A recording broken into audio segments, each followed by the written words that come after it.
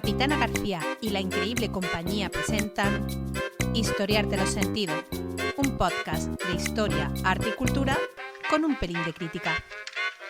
Historiarte es también un proyecto educativo sin ánimo de lucro cuyo fin es educar en valores a través de la cultura. Disfruten del viaje al pasado. Comencemos.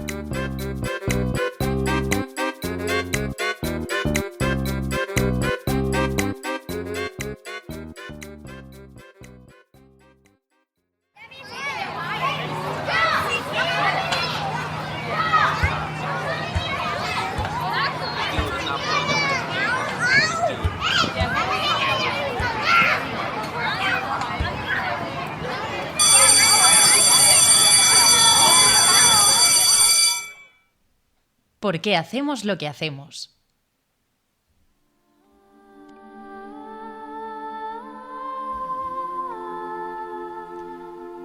Mucha gente me ha preguntado cómo empezó este proyecto y yo siempre digo que fue en el aula de informática del Instituto La Laguna en Padul, cuando le daba clase a 10 niñas extraordinarias que tenían muchísimas ganas de hacer cosas, de cambiar el mundo, pero reflexionando sobre el tema me doy cuenta que no empezó ahí, empezó mucho antes, hace más de 25 años, cuando estudiaba la carrera de Historia. Y en primero de carrera aquel día, doña Cándida Martínez, que no daba clase, nos hizo una pregunta: ¿qué es la historia? Y claro, nadie respondió porque era tan obvio que seguro que tenía trampa. Y efectivamente la tenía. Entonces ella pintó en la pizarra un triángulo que dividió por la mitad. En una parte puso hombres, en otra mujeres, y luego sombreó de la esquina de los hombres, la que está pegando al vértice, así la sombreó un poquito, y nos dijo que la historia era el relato que habían contado aquellos hombres que se alzaron con el poder y evidentemente pues construyeron ese relato a su medida, ignorando las aportaciones del resto de hombres y por supuesto del 50% restante, que eran las mujeres. Y a mí aquello se me quedó. Nunca lo olvidé. De hecho, esa idea fue tomando forma en mi cabeza y cuando empecé ya en la docencia, cambió mi forma de ver la historia y de explicar. Así que, bueno, supongo que con el paso del tiempo todo esto acabó desembocando en Historiarte los Sentidos.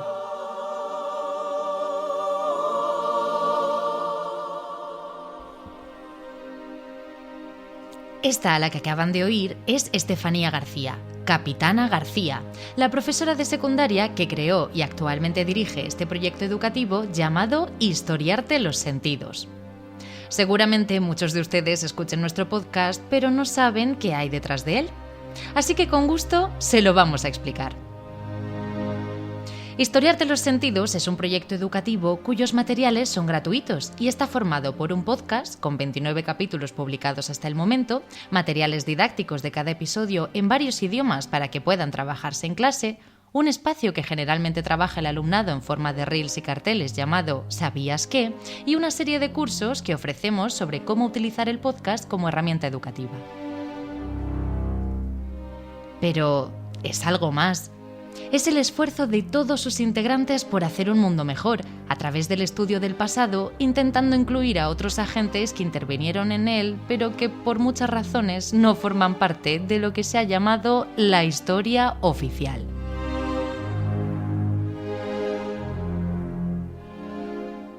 En consecuencia, con este capítulo, lo que pretendemos hacer es contar por qué es tan importante para nosotras explicar ¿por qué hacemos lo que hacemos? Así que para ello tenemos que empezar por hacernos antes 3 preguntas fundamentales para entenderlo todo. Primera, ¿por qué es necesario cambiar la perspectiva histórica? Segunda, ¿para qué queremos incluir otros puntos de vista y perspectivas? Y tercera, ¿cómo estamos intentando cambiar esta situación?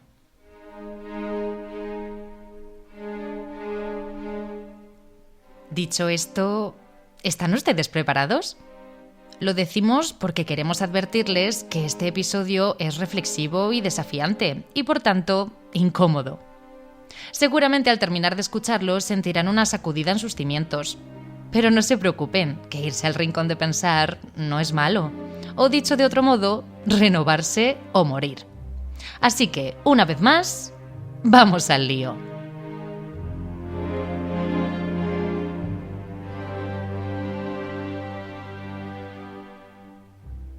Primera pregunta.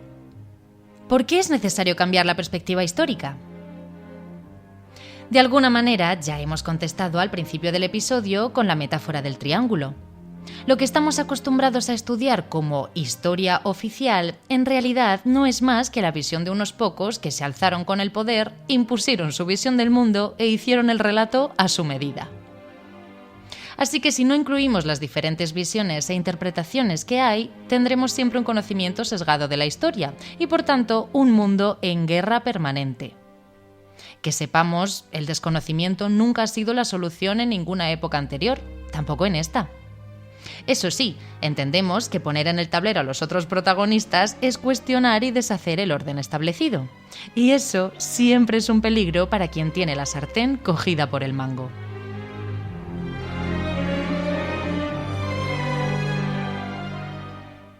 Pero insistimos, el cambio es para bien. Y no es porque lo digamos nosotras. Es algo que ya sabemos y tenemos muy interiorizado gracias a la famosa frase de Santayana: quien no conoce su historia está condenado a repetirla. Pero, ¿por qué no conocemos nuestra historia? Porque, además de todo lo que desconocemos, generalmente solo hay una perspectiva. ¿Saben cuál? Tápense los oídos, que esto es una bomba y somos conscientes que así no se hacen amigos. La perspectiva predominante es la que defiende el legado androcéntrico, heteropatriarcal, supremacista, conservador y materialista. ¡Hala! Dicho esto, imagínense a cuántos sectores de la población se está dejando fuera de la ecuación cuando narramos la historia.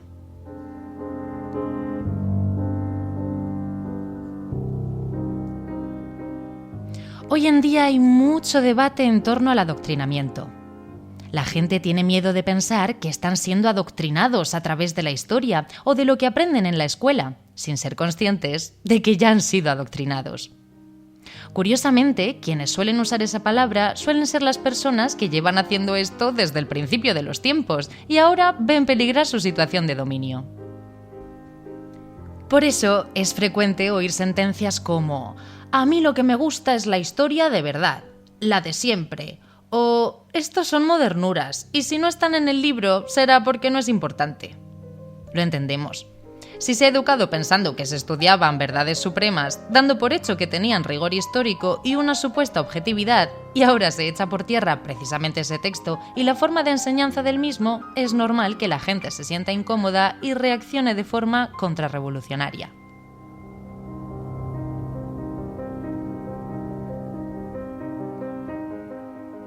¿Y esto? ¿Por qué sucede?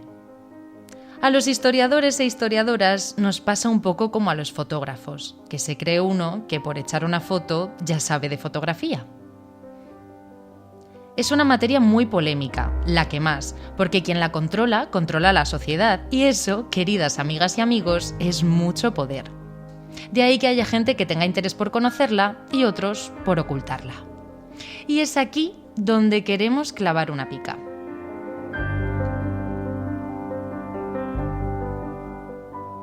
Por eso, en este podcast, por si no se habían dado cuenta, nos gusta incluir las otras visiones y que ustedes mismos saquen las conclusiones que les parezcan oportunas. Así que como lo que hacemos va de esto, de incluir a personas y enfoques que no forman parte de la versión oficial, y créanos si les decimos que perspectivas hay muchas más de las que hablamos, vamos a empezar por la más importante de todas ellas, la perspectiva de género. Venga, se abre el primer melón de la tarde.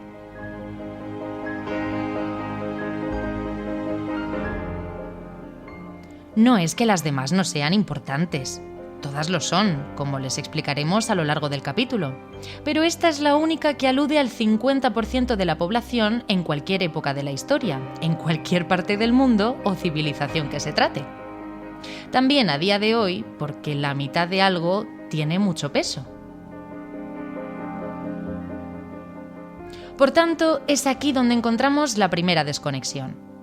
En España, en 2004, se aprobó la Ley Integral, la única en la que todos los partidos políticos, tanto de izquierdas como de derechas, se pusieron de acuerdo para aprobar, entre otras muchas cosas, que educar en la igualdad y la coeducación era el eje transversal del sistema educativo, y que por tanto la perspectiva de género y el feminismo no era de carácter opcional, sino una obligatoriedad. Esto que les recordamos fue algo consensuado a nivel nacional. Sin embargo, apenas se refleja algo de este consenso en el libro de texto. Y si no está, es por dos motivos. Quienes elaboran la historia a través del estudio directo de las fuentes no suelen tener en cuenta al 50% de la población, y quienes hacen posteriormente el libro de texto escolar, tampoco. Y eso que llevamos más de 40 años haciendo estudios sobre el sexismo en la escuela. De ahí que nuestra batalla personal esté dirigida no solo a aquellos que crean un relato histórico de forma androcéntrica, sino también a los actuales libros de texto.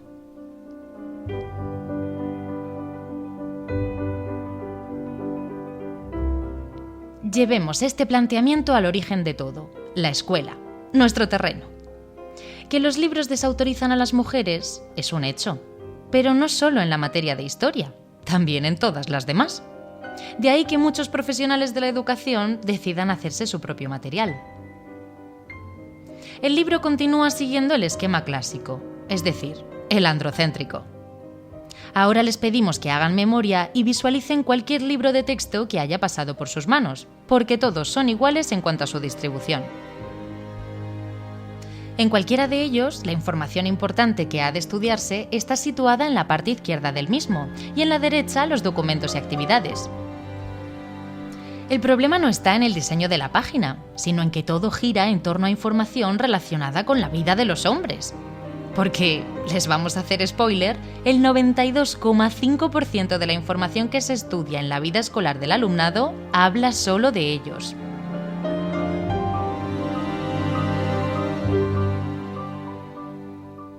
Las mujeres apenas aparecen en el texto principal, salvo contadas excepciones. En el caso de la materia de historia, se habla de las reinas si son titulares de la corona. Estas salen porque resultan difícil de obviar. Por contra, si no se es reina y el legado de una de ellas es considerado de sumo interés, viene normalmente en el margen izquierdo en forma de documento o de anécdota. Por otra parte, el libro está escrito en masculino, aludiendo exclusivamente a las medidas y hechos que afectaron al universo de los hombres.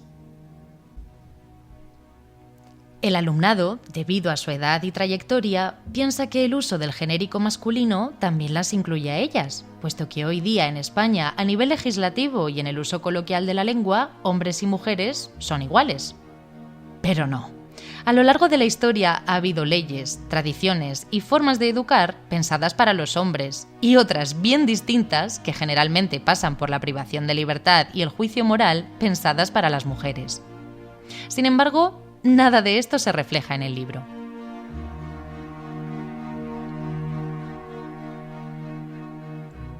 Para muestra, un botón. Así que vamos a tomar como referencia tanto a cuarto de la ESO como a primero de bachillerato en la materia de historia, de donde extraeremos varios ejemplos. De primero, segundo y tercero de la ESO no hay casi ninguna representación femenina, así que ni los nombraremos. Son muchos los casos, pero el primer ejemplo de absentismo del que les queremos hablar lo tenemos en Olimpia de Gouges. Seguro que ni les suena, pero la Revolución Francesa sí. Olimpia fue la primera mujer en la historia de la humanidad en alzar la voz en defensa de los derechos del otro 50% de la población. Vamos a contextualizar esta historia. Los revolucionarios franceses veían injusto y abominable la ausencia de derechos del antiguo régimen. Pobrecitos ellos, ordenados por estamentos y condenados desde la cuna, no como las mujeres que vivían a sus anchas. «Ya está bien, hombre», pensaron. «Armamos la revolución e igualdad para todos». Pero claro, como se suele usar el genérico masculino para todo, al redactar la Declaración de los Derechos del Hombre y del Ciudadano, ellas pensaron que estaban incluidas en esa Carta de Derechos, ya que habían participado en la revolución al igual que sus hombres, luchando codo con codo contra ese sistema opresivo y conservador. Pero no. Los mismos hombres que las usaron para derrocar el antiguo régimen les dijeron que ni de broma ellas tendrían los mismos derechos, así que las excluyeron. Olimpia, en vista del percal, lo que hizo fue redactar el mismo documento en femenino, es decir, la Declaración de los Derechos de la Mujer y la Ciudadana. Y mira tú por dónde, le cortaron la cabeza.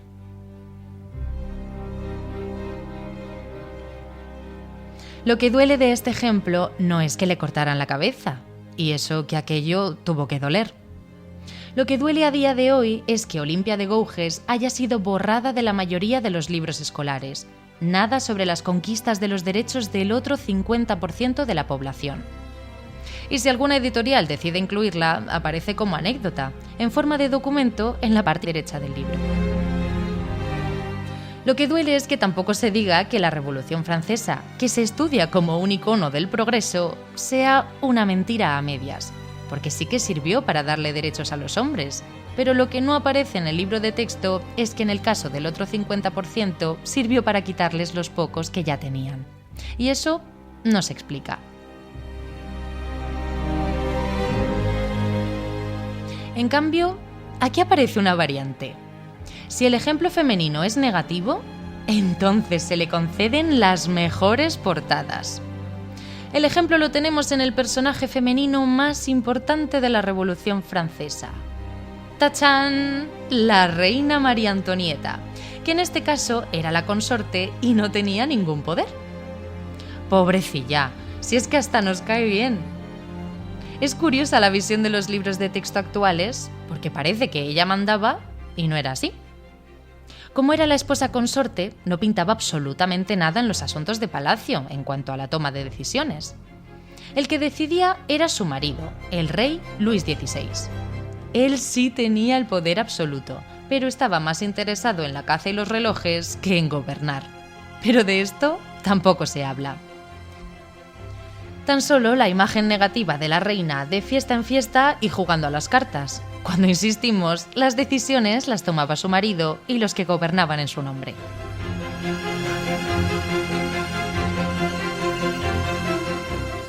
Y así en todos los libros de texto de cualquier periodo histórico y nivel educativo. Llama la atención que quizá lo único que suele aparecer en cuarto y primero de bachillerato sobre la historia del otro 50% es un parrafito pequeño al final del tema de la Primera Guerra Mundial, donde se menciona que gracias a la guerra el movimiento sufragista despegó y que al término de esta, algunos países occidentales decidieron concederle el voto a sus mujeres. Pero claro, para muchos hablar de feminismo, perspectiva de género, coeducación e igualdad es adoctrinar. Y claro, lo que se viene haciendo hasta hoy no lo es.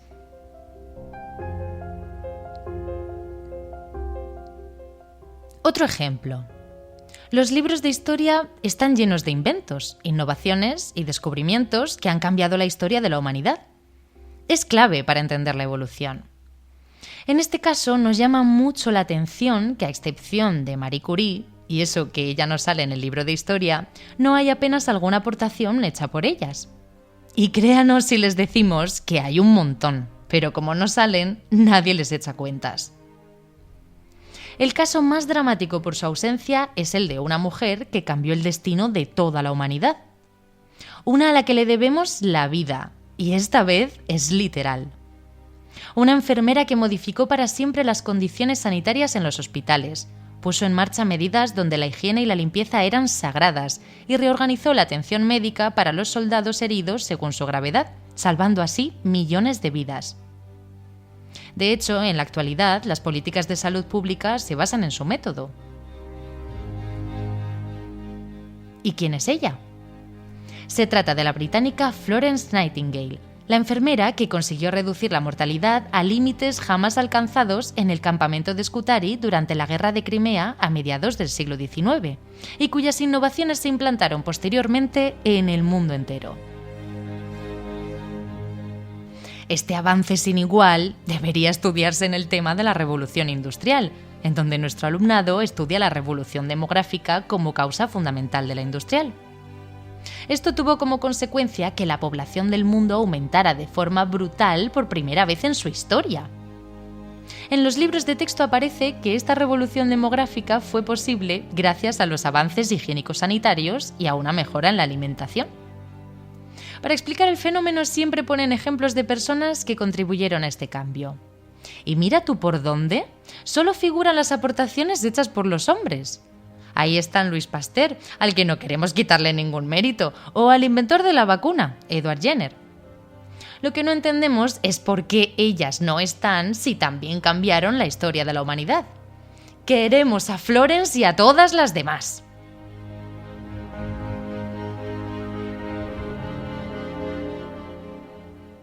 Al otro lado del temario, y como último ejemplo, citamos a la reina Victoria de Inglaterra, la monarca del planeta con el imperio más grande que jamás ha conocido la historia. Una reina que hizo guerras por todo el mundo, avasalló pueblos e incluso traficó con drogas para hacer caer civilizaciones enteras y aumentar así su imperio colonial. Ella sí aparece en el texto principal, pero en ningún momento se siente que se está delante de una superreina, si uno considera que lo importante es el tamaño del imperio. Pasa por nuestros libros sin pena ni gloria, y aunque a ella además la suelen poner en un documento aparte para profundizar sobre su vida, nada de lo que se aporta le hace pensar al alumnado que se comportó con la misma crueldad que otros reyes y que fue un tsunami para sus víctimas. ¿Por qué? ¿Acaso temen que las mujeres tomen ejemplo y les dé por actuar como los hombres? Por eso nos preguntamos, ¿quién adoctrina a quién?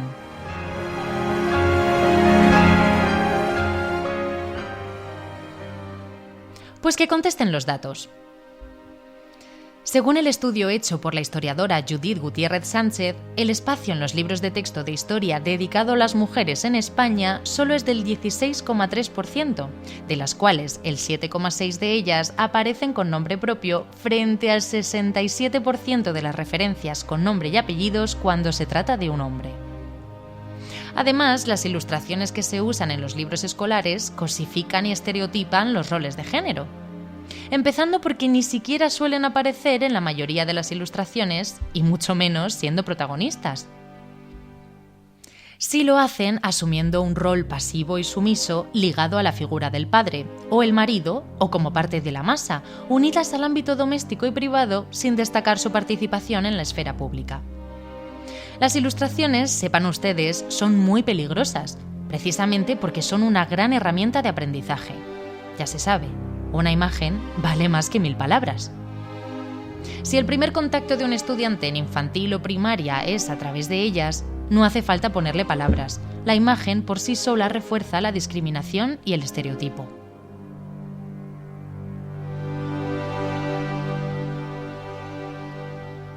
Por otro lado, en la mayoría de textos referidos a los hombres, se alude a acciones como las de conquistar, expandir, dominar, hacer la guerra, dirigir, etc. En cambio, si el texto tiene como protagonistas a las mujeres, se las dirige al ámbito religioso y doméstico, y los verbos y acciones que describen su papel contienen palabras como rezar, hilar, crianza, cuidar y coser. Así que nos preguntamos de nuevo, ¿quién adoctrina a quién?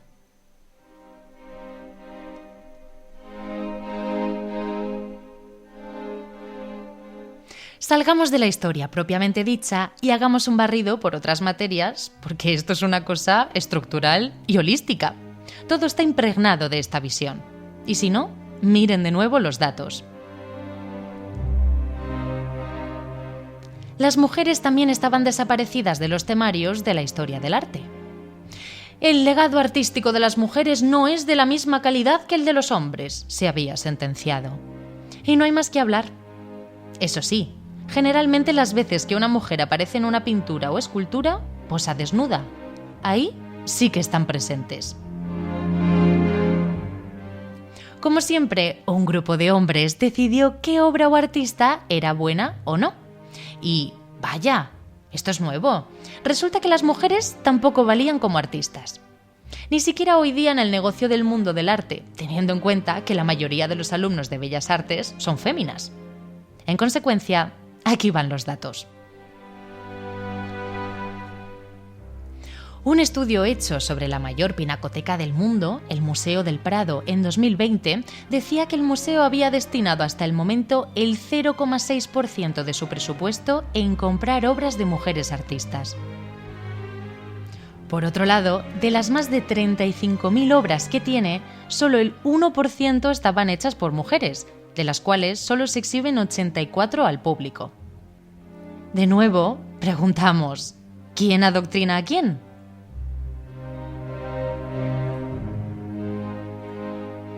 Sin embargo, y aquí hay un gran avance, por primera vez en la historia de España se incluyen a mujeres artistas en el temario de selectividad. Artemisa Gentileschi, Sofonisba Anguissola o Luisa Roldán están entre ellas. La pregunta es, ¿ellas son la excepción o la excepción por norma? Visto lo visto, más bien lo segundo. En cuanto a la representación femenina en los museos, sea de cualquier índole, y con esto nos referimos a que sean públicos, privados, orientados a las letras o las ciencias, si nos ponemos optimistas, los más pro reflejan una tasa de representación femenina alrededor del 20%. Vamos a tomarlo como un avance si lo comparamos con el Museo del Prado. Pero hay más datos.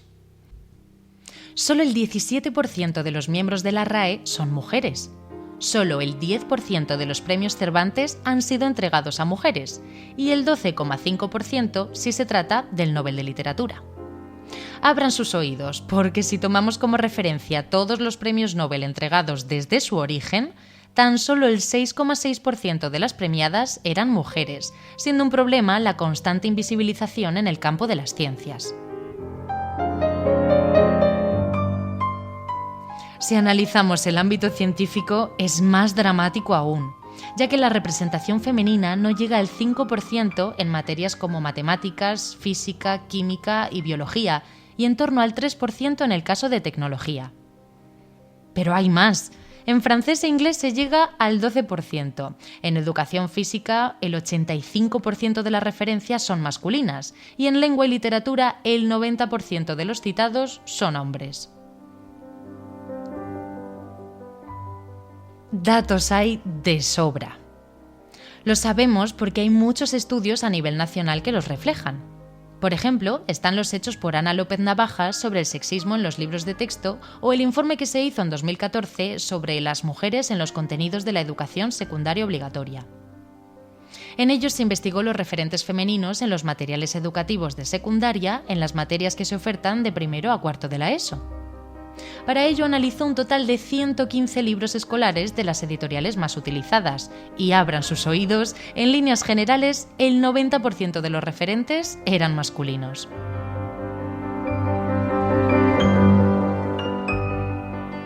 Según la investigadora Ana López Navajas, los datos demuestran no solo la necesidad de recuperar la memoria de las mujeres, sino también la falta de rigor de un relato histórico sesgado e incompleto, que normaliza la invisibilidad y la exclusión, quitando a las mujeres autoridad.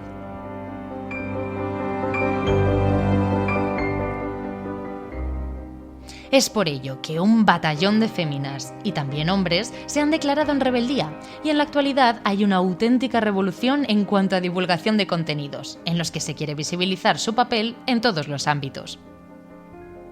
Por ejemplo, proyectos europeos como Women's Legacy buscan recuperar las contribuciones culturales de las mujeres e incluirlas en el material didáctico. Además, campañas como No More Matildas llaman la atención sobre la falta de referentes femeninos en ciencia y la persistencia de estereotipos de género. De hecho, la UNESCO, en su informe de seguimiento de la educación en el mundo, advierte a los gobiernos de lo urgente que es que se modifiquen ya los libros de texto, por seguir perpetuando la discriminación y la fijación de estereotipos que perjudican a las mujeres y aumentan la violencia de género.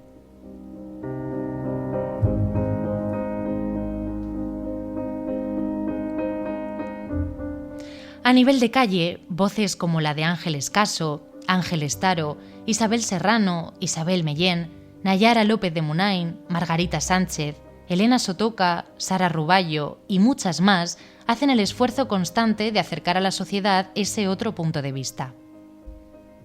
En el ámbito de las ciencias también tenemos a quien agarrarnos, como son los casos de Débora García, María del Mar Calvente, Teresa Hernández o Rocío Vidal. O proyectos como mujeresconciencia.com intentan acabar con esta enorme brecha de desigualdad.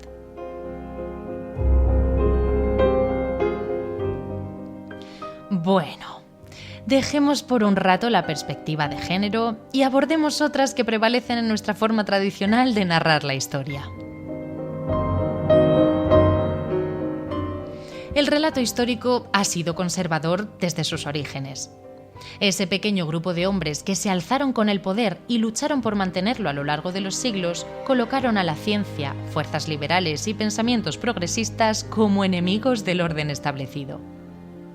Pocos han sido los periodos en los que los otros consiguieron cotas de poder y pudieron, por tanto, reescribir la historia. Lo curioso de esta tendencia es que una vez que se consigue ampliar los derechos y estos se naturalizan, las fuerzas más conservadoras al final se acaban apropiando de ellos también, olvidando los frenos y obstáculos que pusieron para alcanzarlos. Sin embargo, aunque no lo parezca, esto es una magnífica noticia, porque al final de lo que se trata es que tarde o temprano todos acabemos viendo la consecución de los derechos y libertades como algo positivo y no como un problema. Clara Campoamor lo resumió magistralmente en la siguiente frase: la historia de la humanidad es la historia de legalizar lo evidente. Por eso, el derecho a la educación o al sufragio ya son incuestionables, así como la abolición de la esclavitud.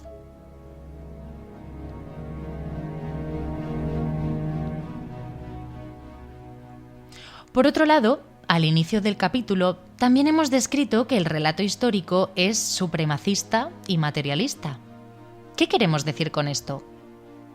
Pues que la historia oficial que nosotros conocemos es claramente racista, colonialista y cuyo principal fin es la justificación de la apropiación de los recursos de otras naciones más débiles, tecnológicamente hablando. Prueba de ello es la forma en la que se cuentan los procesos de conquista y colonización en los temarios.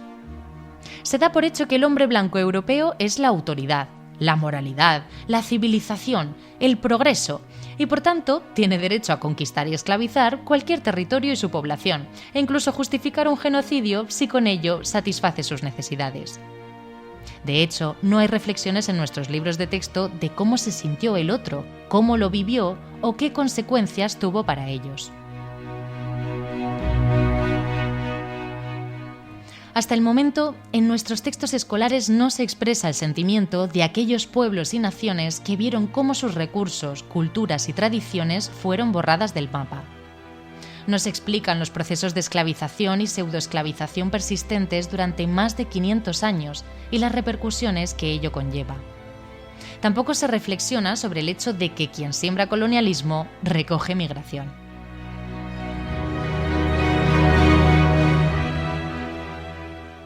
Así, por ejemplo, la famosa conquista del oeste se ve como un juego entre indios y vaqueros, donde el habitante nativo a día de hoy sigue siendo el malo y el colono estadounidense que exterminó a la población es el bueno.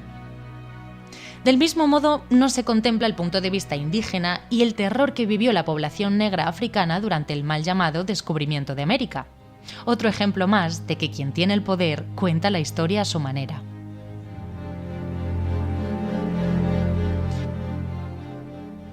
Pero sin duda, uno de los casos más bochornosos de racismo lo encontramos en Leopoldo II de Bélgica, que se quedó con el territorio más rico de África, el mal llamado Congo belga. A este señor se le blanquea porque en ningún momento aparece en el libro la información más importante de todas: el hecho de que asesinara a cerca de 15 millones de congoleños a los que esclavizó para saquear las minas que decidió que eran de su propiedad y no de los nativos.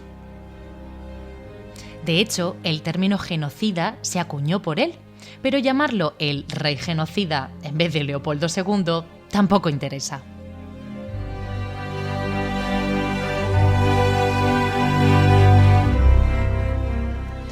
En este contexto, la expansión imperialista que se ha llevado a cabo desde finales del siglo XIX y posteriormente en el XX sobre África, América y Asia es una razón más de la justificación racista y colonialista. No se profundiza en el hecho de eliminar a pueblos enteros y reducir a la esclavitud a su población en pro de ese sistema capitalista que devoraba y devora los recursos sin tener en cuenta ni a sus dueños naturales ni al impacto medioambiental que conlleva. En las explicaciones se da por hecho que las necesidades económicas de Europa en pro de su revolución industrial estaban por encima. El uso y justificación de este enfoque, además, elimina otro del que nuestra actual vida como especie está en juego. Se trata de la visión ecologista de la historia. Porque sí, El cambio climático es innegable y su aceleramiento también es fruto de los procesos históricos. Sepan ustedes que la perspectiva ecologista va por ahí. El decir constantemente que nos estamos cargando el planeta sin cuestionar que el sistema que tenemos es su destructor, supone aceptar esa destrucción sin contemplar el hecho de que se pueden y deben hacer modificaciones. Es absurdo pensar que no se puede transformar esta cultura materialista y capitalista que contamina y arrasa sin piedad. Y sí, pues claro que se puede cambiar el rumbo de la historia y del planeta. Y se empieza precisamente por lo que se enseña en el libro de texto.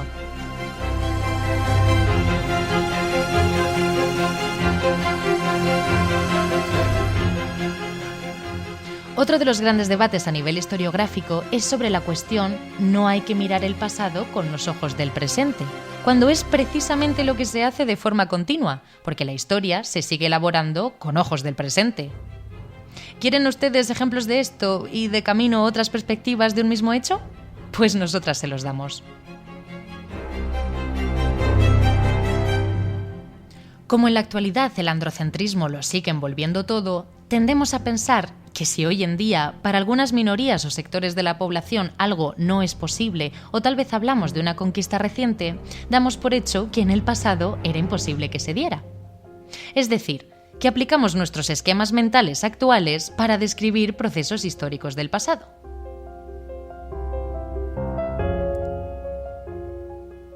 El ejemplo más lacerante lo tenemos en la prehistoria, donde tradicionalmente se ha insistido en los roles de liderazgo, actividad y caza para los hombres, con los de crianza y sumisión para las mujeres. Nada más alejado de la realidad. Sin embargo, tendemos a observar las evidencias arqueológicas no buscando la verdad, sino respaldando el prejuicio o estereotipo que ya tenemos fabricado desde la infancia. Si no, lean a la prehistoriadora Margarita Sánchez Romero y luego hablamos. También les decimos una cosa. ¿Cuánto daño han hecho nuestros amados Picapiedra en este sentido? De nuevo, una imagen vale más que 1000 palabras. Otro ejemplo, y en este caso barremos para nuestra tierra, es el hallazgo de la cámara funeraria donde se encontró la gran joya del arte íbero, la Dama de Baza. En la tumba se encontró el ajuar funerario propio de un guerrero, con restos de armas e incluso 4 panoplias que eran la vestimenta de un guerrero. Además, estaba la solemne escultura funeraria de la Dama de Baza, a cuyas espaldas se halló una hornacina con los restos incinerados de la persona que se enterró allí. Lo curioso del hecho es que desde el principio se interpretó que el enterrado era un hombre, porque el ajuar era militar. Por tanto, la escultura de la dama debía ser una divinidad asociada a la guerra.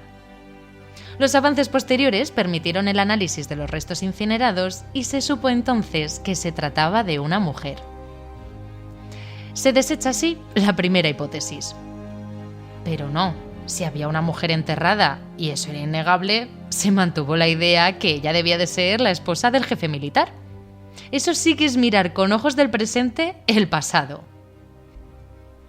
Se ha tardado mucho en admitir que una mujer en aquellos tiempos podía batallar y liderar a su pueblo, así que lo más probable es que la escultura de la Dama de Baza no sea una diosa ni la esposa del jefe, sino un autorretrato de la líder de su pueblo, que para más INRI pasó a la posteridad por sus cualidades de guerrera.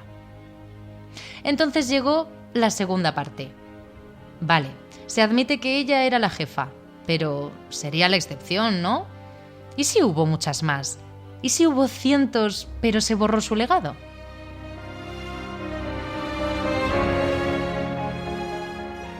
Esa es otra forma de mirar al pasado, valorando el papel excepcional de algunas mujeres cuando esa visión también hace mucho daño. Nombrar y hablar solo de mujeres excepcionales perjudica al resto de ellas, tal y como defiende la historiadora malagueña Ágata Ortega, ya que convertirlas en excepción es invisibilizar a las otras. Es más, Ágata Ortega insiste que hay que mirar las mismas fuentes históricas leyendo entre líneas, haciendo otras preguntas para obtener más información. Porque si, por ejemplo, la Dama de Baza fue una líder guerrera, no fue por casualidad, sino porque el contexto lo permitía. De modo que, al igual que ella, habría otras tantas, y no solo en tiempos de los íberos, sino en cualquier época de la historia. A eso nos referimos cuando hablamos de la perspectiva de género o de cualquier otra. Otra cosita. También alguien decidió que estudiar historia era solo ver a gobernantes o personas y acontecimientos excepcionales, glorificando al genio e invisibilizando a la masa. ¿Por qué? ¿Por qué no se valora y se estudia la forma de vivir, sentir, las costumbres o lo que hacía el 95% de la población restante? Ahí lo dejamos. De esta visión sesgada, por otra parte, no se escapa nadie. Tampoco el colectivo LGTBI. Como hoy se sigue persiguiendo al colectivo, pensamos que siempre ha sido así. Y puede que lo fuera, pero eso no significa que se aceptaran socialmente muchas conductas que hoy rechazamos. Una vez más, miramos el pasado con los ojos del presente. Pongamos un ejemplo del descubrimiento de la tumba de los amantes de Módena. Una tumba de más de 1600 años en la que aparecían dos esqueletos con las manos entrelazadas. La comunidad científica dio por hecho que se trataba de una pareja de esposos. La sorpresa llegó cuando se descubrió que se trataba de dos hombres, dicho lo cual, se comenzó a dudar de la relación que había entre ambos. Ahí está el estereotipo, en afirmar claramente que son parejas y son heterosexuales y negarlo cuando se trata de alguien del mismo sexo. De hecho, se sostiene que podría ser el caso de dos soldados muertos en combate y enterrados juntos porque eran amigos o familiares. Cualquier cosa en vez de decir que los enterrados se querían.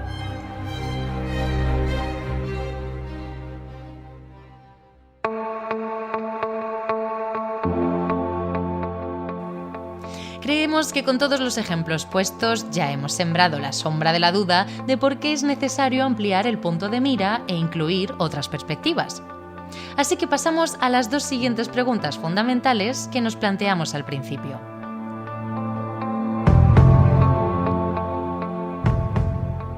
¿Para qué queremos incluir otros puntos de vista y perspectivas? Por si no les queda claro, para dar voz a los y las invisibles de la historia, sin cuyas aportaciones no estaríamos aquí. Para que se haga una justicia reparadora y no volver a repetir los errores del pasado. Si la historia no nos sirve para comprender y avanzar, ¿para qué la estudiamos y la enseñamos? En este sentido, estamos convencidas de que poniendo a cada uno en el lugar que le corresponde, crearemos una sociedad más empática y, quién sabe, a lo mejor conseguimos un mundo sin guerras. Ya ven, no lo podemos evitar. Somos unas optimistas incorregibles y por eso mismo hacemos lo que hacemos. Ya por último, nos gustaría responder a la última pregunta y explicarles qué estamos haciendo en este proyecto educativo para cambiar esta situación. Además de mostrar otras perspectivas y cuestionar la visión tradicional de la historia, desarrollamos el análisis crítico y reflexivo sobre los hechos narrados a través de continuas preguntas que dejamos sin contestar para que sean ustedes los que emitan la respuesta. Pero también hacemos otra cosa muy interesante, pero cuestionable para muchos historiadores. Se trata sobre el debate ¿qué es ser objetivo? Tradicionalmente, el estudio de la historia ha implicado que para alcanzar la objetividad se deben ofrecer datos desprovistos de emociones. Nosotras pensamos que ahí está uno de los grandes errores. En primer lugar, porque mientras los seres humanos tengan cuerpo y alma, no se podrá separar una cosa de la otra. Así que la emocionalidad debería estar recogida en el relato histórico. ¿Qué pensaban? ¿Cómo se sentían? ¿Cómo lo vivieron? Pensamos que esto no se suele hacer porque el universo de las emociones es un reino adjudicado a las mujeres y por tanto se considera de segunda división. ¡Error! En primer lugar, porque la emocionalidad es inherente al ser humano, no es algo femenino. Y en segundo lugar, porque la mayoría de las decisiones tomadas a lo largo de la historia tiene más que ver con la emocionalidad que con la racionalidad.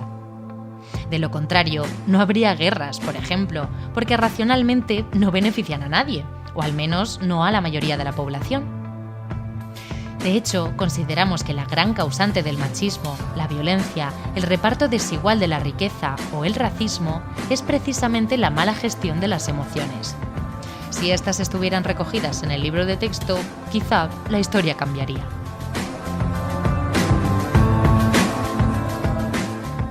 Se suele decir que el hombre está condenado a repetir su historia. Tal vez sea así porque la propia historia siempre se cuenta de la misma manera. Einstein decía que para obtener resultados diferentes debíamos hacer cosas diferentes. Y eso es lo que estamos haciendo con este podcast. En definitiva, incluir las emociones en los relatos históricos da una visión más objetiva y global de lo acontecido y puede ayudar a prevenir conflictos en el futuro.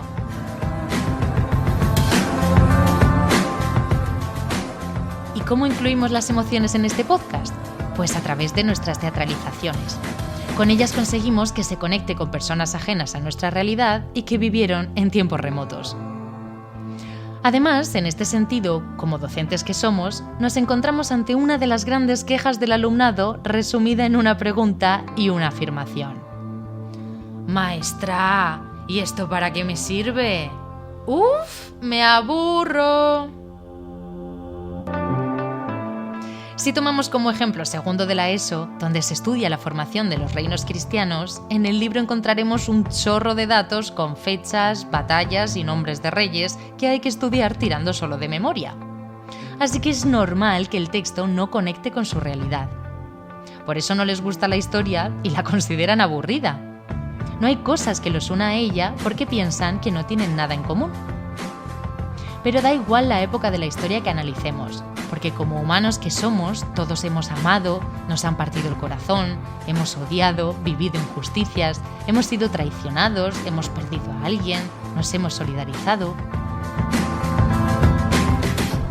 Si pudieran identificarse con esos sentimientos, el alumnado sí querría acercarse a la historia. A ver, que levante la mano. ¿Cuánta gente ha decidido estudiar la carrera de historia gracias al cine o la literatura? Pues eso, que usando la teatralización lo que intentamos es acercar el pasado al presente. Y funciona. De hecho, uno de los comentarios que más nos hacen nuestros seguidores adultos es precisamente ese. Si me lo hubieran explicado así, sí que habría estudiado. Bueno, dicho todo esto, y por los motivos antes expuestos, Historiarte los Sentidos ha ido creciendo como la espuma. El boca a boca y la ayuda que estamos recibiendo por parte de diversas instituciones, como el Ministerio de Igualdad, la ONG ASAD, los ayuntamientos de Granada, Órgiva y Padul, y un largo etcétera, ha hecho que tengamos miles de visitas a la web, miles de descargas, miles de seguidores, más de 250 colaboradores, varios premios y nominaciones, y que se nos escuche en más de 40 países. Por tanto, ya para terminar, la última pregunta es: ¿por qué seguimos haciendo lo que hacemos? Esta vez no vamos a contestar nosotras, lo va a hacer Nelson Mandela. Porque la educación es la gran herramienta para cambiar el mundo.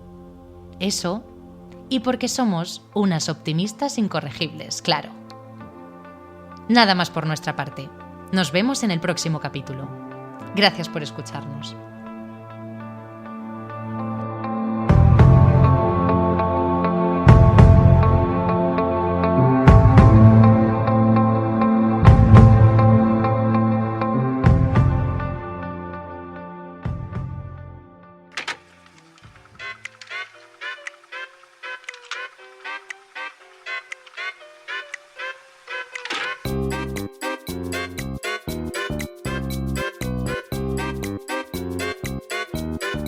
En este podcast participan alumnado y profesorado de todas las ramas de la educación y profesionales de otros sectores que, al igual que nosotras, trabajan para crear un mundo mejor.